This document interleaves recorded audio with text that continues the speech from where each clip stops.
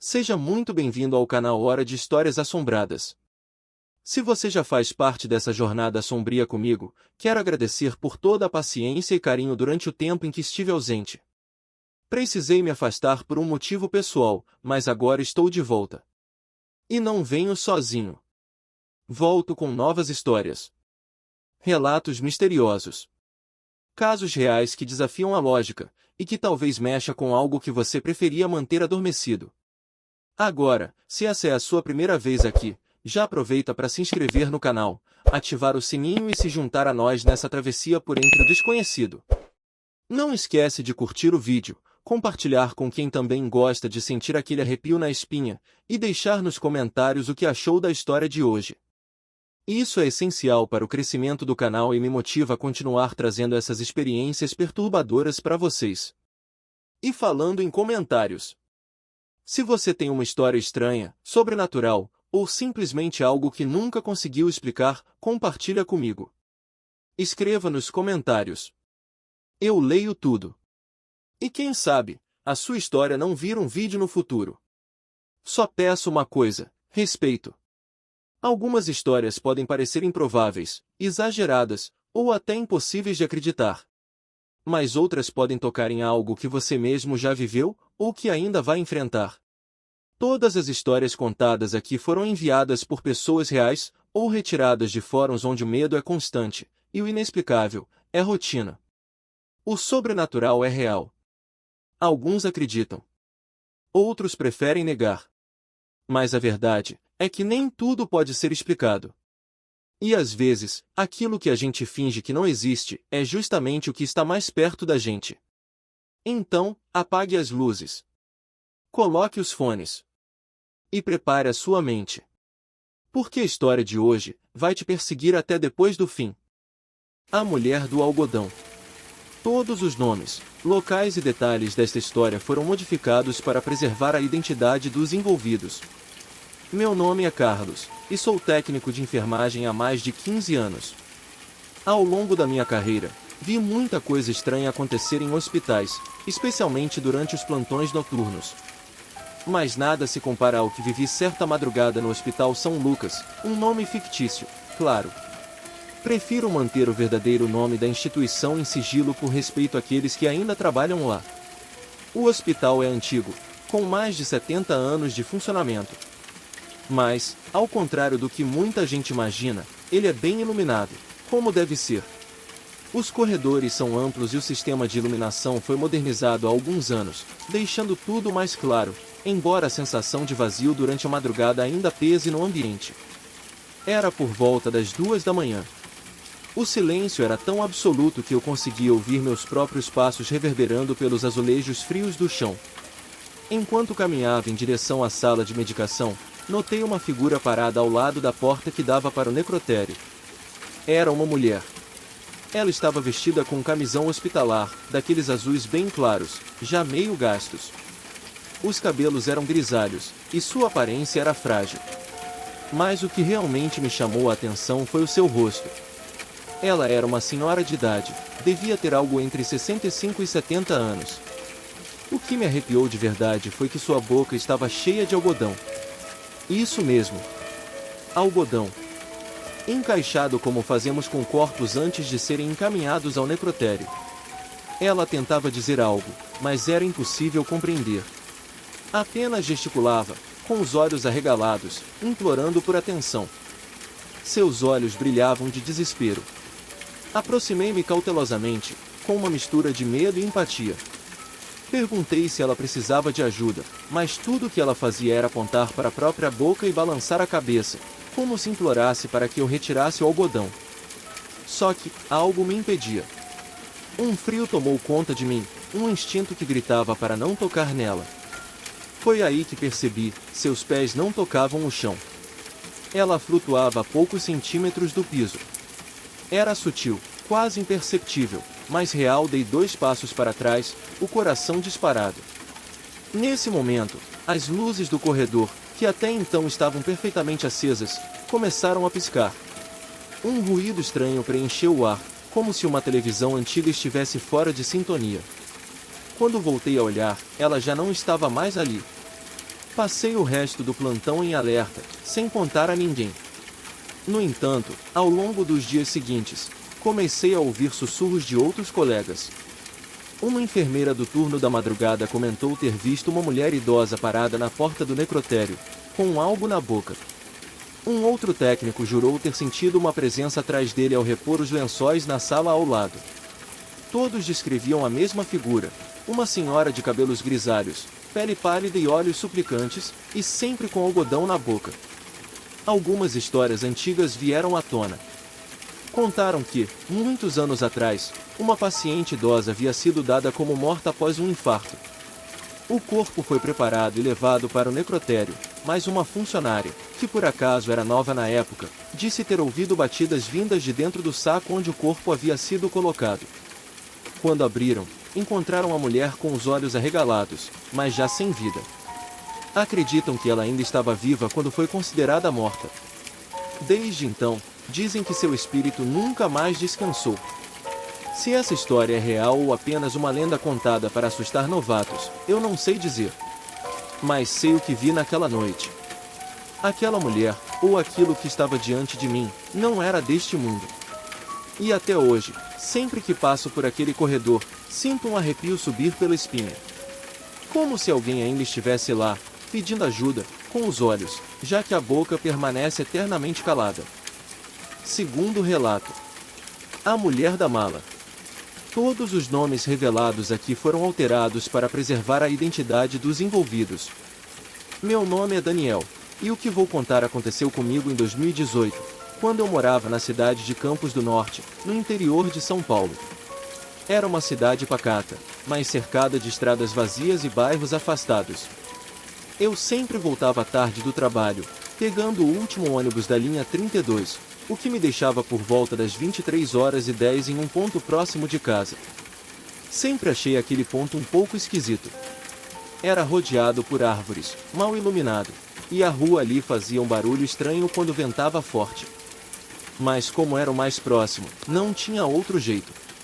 Numa certa sexta-feira, o tempo estava fechado.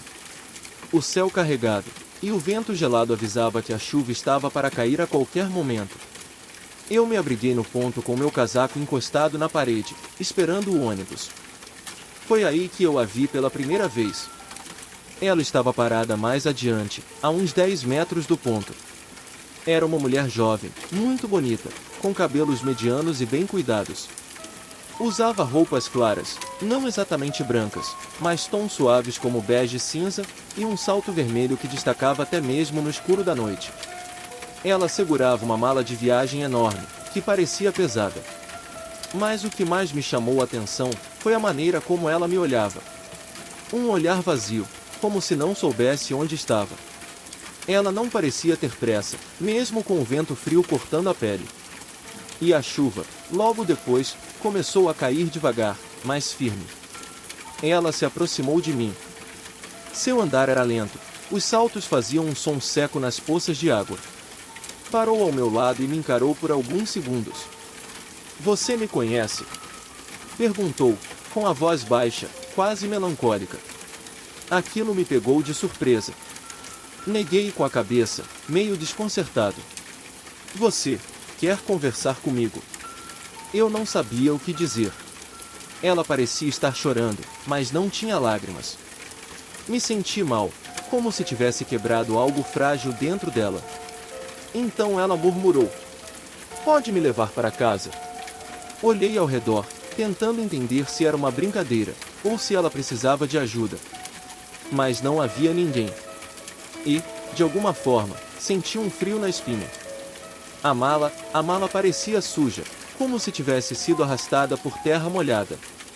Antes que eu dissesse qualquer coisa, ela mudou completamente. Seus olhos arregalaram, e sua expressão se tornou agressiva, como se eu a tivesse ofendido. "Por que me abandonou?" A voz dela soou mais alta, e naquele momento, tive a certeza de que algo estava terrivelmente errado. Dei um passo para trás, e a mala dela tombou no chão com um som seco. Um som pesado. Quando olhei para a mala, vi que havia algo escorrendo por uma das laterais. Algo escuro, grosso. Eu congelei. Mas ao piscar os olhos, Ela tinha sumido. O ônibus chegou logo depois, e eu entrei em estado de choque. Não consegui dormir naquela noite. Nos dias seguintes, tentei convencer a mim mesmo de que foi uma alucinação. Mas, passados 2 meses, em uma noite parecida, fria e chuvosa, vi uma postagem em um grupo do bairro. Um rapaz postou uma foto borrada de uma mulher no ponto. A descrição era idêntica. Começaram a surgir relatos de pessoas que a viram. Sempre entre as 22h50 e 23h30. Sempre com chuva e frio. Sempre perguntando as mesmas coisas. Alguns dizem que ela entra no ônibus com a pessoa e nunca mais ninguém vê o passageiro. Dizem que a mala que ela carrega guarda seu corpo. E que ela é só um reflexo, uma sombra que ainda busca por alguém que a deixou para trás. Desde então, nunca mais voltei por aquele caminho. Mas se um dia você estiver sozinho à noite, e uma mulher com um salto vermelho se aproximar de você, não diga nada. Não pegue sua mão. E, pelo amor de Deus, não leve ela para casa. Terceiro relato. O homem dos becos e vielas. Todos os nomes mencionados neste relato foram alterados para preservar a identidade das pessoas envolvidas, assim como o nome da cidade. Meu nome é Jonas. E até hoje, eu nunca consegui esquecer o que aconteceu numa noite fria de junho, quando eu voltava de um turno cansativo de trabalho. Na época, eu morava em uma cidade do interior, grande o suficiente para ser barulhenta durante o dia, mas assombrosamente silenciosa à noite. Sempre que precisava encurtar caminho até em casa, eu cruzava por umas vielas estreitas, entre os fundos de prédios antigos e becos mal iluminados. Não era o trajeto mais seguro, mas eu conhecia cada passo dele. Era minha rota de costume há anos, e nunca tive problemas. Até aquela noite. Eram quase 2 da manhã quando tudo começou. A chuva tinha parado há pouco tempo, mas o chão ainda estava molhado. Aquele frio cortante de inverno parecia entrar pelos ossos. Eu encolhia os ombros e seguia apressado, atento ao som dos meus próprios passos. Foi então que ouvi uma voz. Uma voz masculina, baixa, suave, cantando. Mas era uma melodia como eu nunca tinha escutado antes. A música era lenta, triste, angustiante. Como se cada nota carregasse uma dor imensa. Uma daquelas que mexem com algo dentro da gente. Meus passos desaceleraram. Olhei em volta, tentando entender de onde vinha aquela canção. E então eu ouvi. Um homem, caminhando entre as sombras do beco. Alto, vestindo um terno impecável. Roupas que pareciam antigas, mas limpas. O que mais me chamou a atenção, além da música, foi o perfume. Era um cheiro bom, mas estranho. Lembrava flores frescas, e ao mesmo tempo, velas queimando. Não era enjoativo, nem desagradável. Era o fúnebre. Ele andava devagar, os olhos baixos. A melodia continuava nos seus lábios, e mesmo que fosse sussurrada, eu escutava cada sílaba com nitidez. Quando ele me viu, parou de cantar. Ergueu o rosto. Tinha uma expressão calma, mas triste. Como se estivesse pedindo perdão com os olhos. E aí, ele falou. Me perdoa, por tudo isso. Então estendeu a mão em minha direção. Sem pensar, por impulso, eu retribuí o gesto. E toquei sua mão. Foi como se o mundo desabasse ao meu redor. Um peso, uma tristeza insuportável tomou conta de mim. Meus olhos encheram de lágrimas. Uma angústia sufocante se instalou no peito. Eu não conseguia respirar direito. Era como se eu estivesse carregando o luto de várias pessoas ao mesmo tempo. Um mal-estar tão grande que me fez cair de joelhos. Quando levantei o rosto, ele já estava se afastando. Caminhava lentamente, voltando a cantar. A melodia parecia ainda mais triste. O cheiro de flores e vela ainda pairava no ar. Corri para casa como pude. Cheguei em pânico. E nos dias seguintes, eu fiquei estranho.